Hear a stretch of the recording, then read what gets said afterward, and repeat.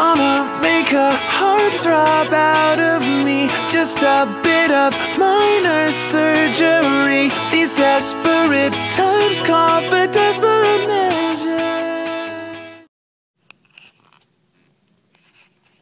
Hey guys, so this is the start of my documentary of chest surgery. It's at 9:36 on August 15th, so about less than 10 hours until surgery, or at least until I have to go in. Right now I'm like really excited, but at the same time I'm like panicking. It's like I'm just like, whoa, I can't believe it's happening and stuff. So I'm gonna try my best to document everything I can. I'll tell you guys about everything that couldn't be documented, but at this point I just feel like I'm going to like pass out because I'm so nervous. I can't exactly pinpoint why I'm nervous, but I don't know. Anyways, holy shit. I just can't believe that it's happening tomorrow. Like, it's like that excited nervous that you get, like, you got when you were a kid, like, before Christmas and stuff. Like, you just couldn't sleep. It was just butterflies in your chest and stuff.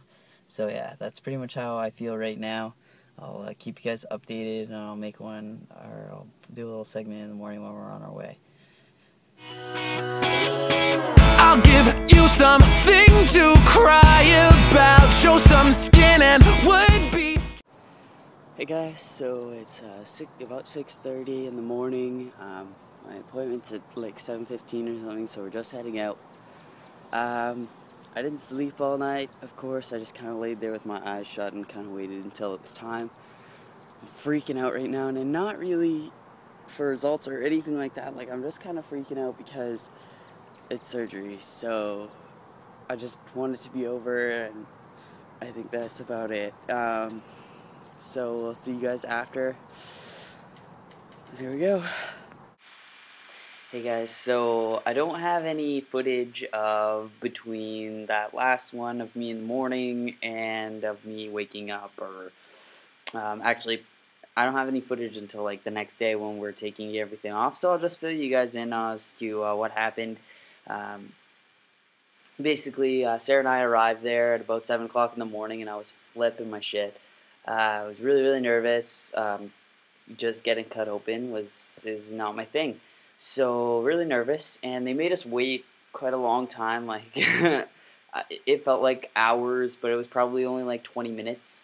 We got in the room, and the nurse was in, and she was like telling me that I had to, take off all my clothes except for my underwear, and that I had to put this like gown thing on, and so I did that, and then the anesthesiologist came in, and he was like, "Oh, okay." So he asked me a bunch of questions, and I had to take out my lip ring.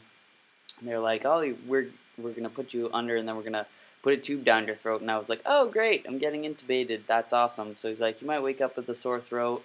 I'll take it out once you wake up, and like I know that you can breathe on your own." So I was like really nervous about that, actually. Kind of glad that I didn't know about it beforehand, because that would have freaked me out way more.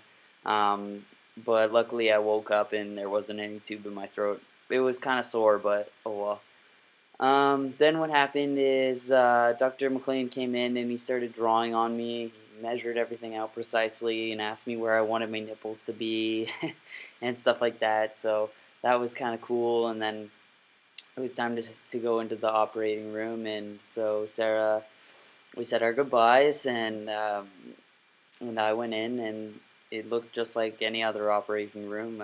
I sat on the table, and they attached leads to my back to watch my heart activity and stuff, and they had this arm stretched out this way, and this arm stretched out this way, and they had a BP cuff on my right arm.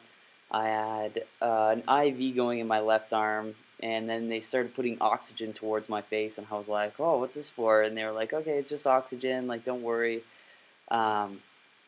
So that was fun, and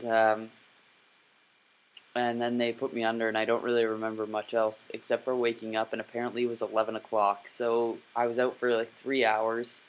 I woke up, and I felt like I had been hit by a like an 18-wheeler, like right on my chest, and it was really, really sore, and I was really, really, really dizzy. I didn't want to wake up. I was so tired. And the nurse is like getting me up. She's like, "Okay, up you get, and we're gonna go to the bathroom." And she wanted me to pee, but I couldn't pee. It was so hard. And then she kept checking in on me every 10 seconds, like, "Have peed yet?" "No, I'll let you know when I pee." So hopefully I won't be that annoying when I'm. She wasn't annoying. She was doing her job. I just couldn't pee with her keep on checking with me like that. It was really hard.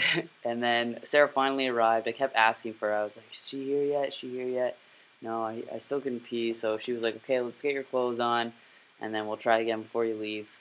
And so I was like, "Okay." So Sarah's mom came with her to drive me home, and they were like, "Okay, well, you're going to have to let us know. We can't give you anything for pain yet." So I was in so much pain. But they were like, "Okay, get something in your stomach and take the perks." So we went to Tim Hortons, and I got like a breakfast sandwich. I don't know why I did that. I couldn't eat it though because my mouth was so dry.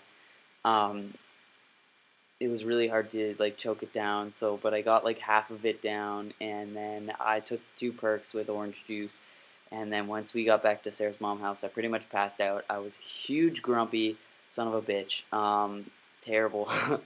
And I apologize to those who took care of me because I was very grumpy. You know, it was not pleasant probably, but I was in a lot of pain. So in a couple of days it was kind of better. But I'm going to upload this video now, and then I'll upload a results video and stuff, and everybody can see, okay?